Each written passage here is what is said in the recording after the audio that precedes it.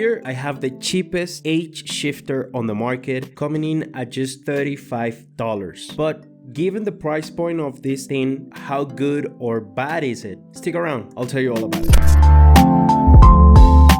Let's be honest guys, sim racing is a very expensive hobby, and finding equipment, for example, I was looking for an H shifter that would offer budget friendly price and good quality, was something that is very hard to come across. The cheapest one that I could find was the Logitech one, coming in at $60, but if you've ever tried that shifter, you know that it is incredibly unrealistic and feel more like a toy rather than a serious equipment. And that feeling will take you out of the immersion, which at the end of the day is the goal of this hobby. Immerse yourself to have a realistic experience. But now, how does this cheaper option compare to that one? That's what we'll find out in the video.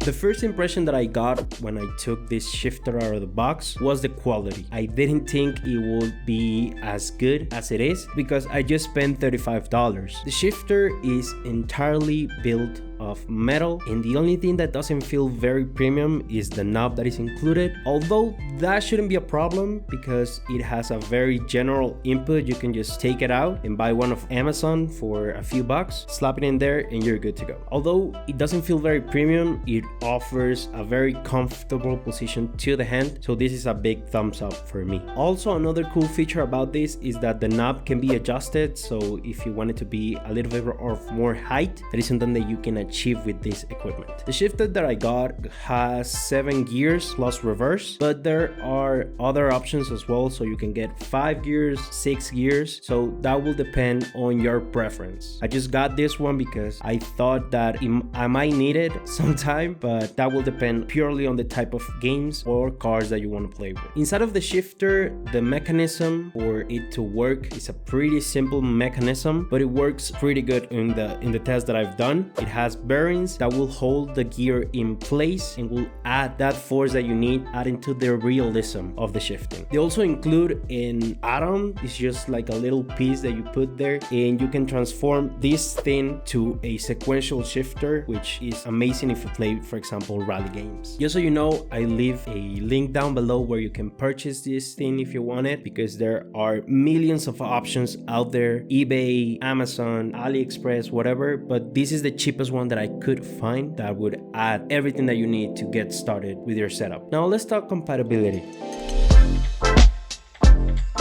So if you are on console and are planning to upgrade the shifter that you have, you might have the one from Logitech, or if you're on Thrustmaster, you might want to upgrade to something more realistic. Just be aware that this one won't do. You will have to stick with the ones that you already own, because this equipment is just compatible with PC, unfortunately. And on PC, it's pretty simple. You just plug it to your PC and you need to set it up with the games that you are planning on using this thing with. Since you don't have to use any drivers or update anything, that is something that you can just plug and play. Now you can also mount this thing to your cockpit or to your wheel stand, because they have holes underneath and they are pretty basic shapes, and also have this little thing here where you can just bolt them in case the holes don't match. Now, knowing all of this, how well does it actually perform? Let's see.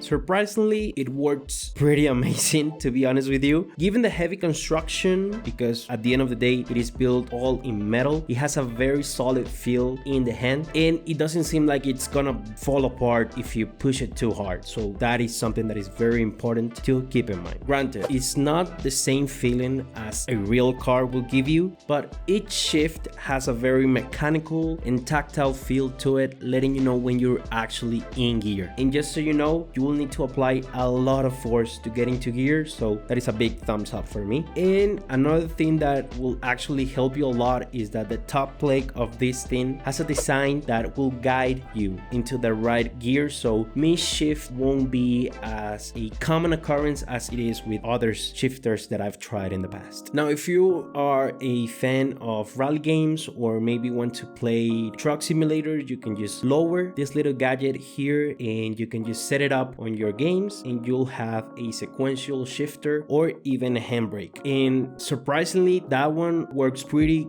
amazing as well. As soon as you get into shift, it will return to neutral position. That is something that is very practical in case you play those games. But not everything is perfect with this gadget, so let's discuss that. Like any product, this thing has its cons, and the first one that I've noticed is that, for example, when you're switching from sequential shifting to H shifting, you will need to rearrange the input because it doesn't have like an automatic system where it detects that you are on sequential. That is something to keep in mind. Another thing that I found a little bit annoying, okay, the device is very well constructed, it's all metal, but given the fact that it is all metal, it makes a lot of noise, as you hear here.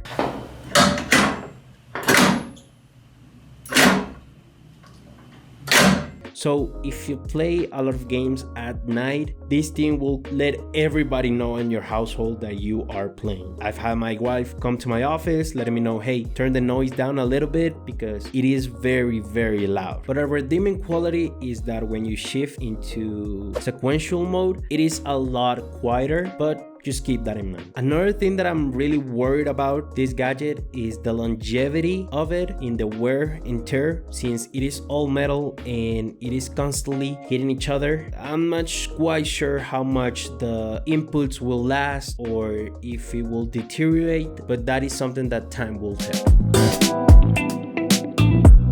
So to conclude the video, can I recommend this gadget? Yes, definitely I can recommend it to you if you are on PC and want to add a bit of realism to your setup, or you're into rally games or driving classical cars. This is something that would actually let you use that without breaking the bank. And that will give you much realism than, for example, a Logitech or a Thrustmaster TH8S or A. So yeah, I can definitely recommend this, but keep in mind the sound and that the wear and tear might be something that you need to worry about in the future. And that was it for today's video, guys. Thank you so much again for tuning in. If you find this information useful, please leave a like and comment down below if you'll be getting this. I'll see you in the next one. Take care.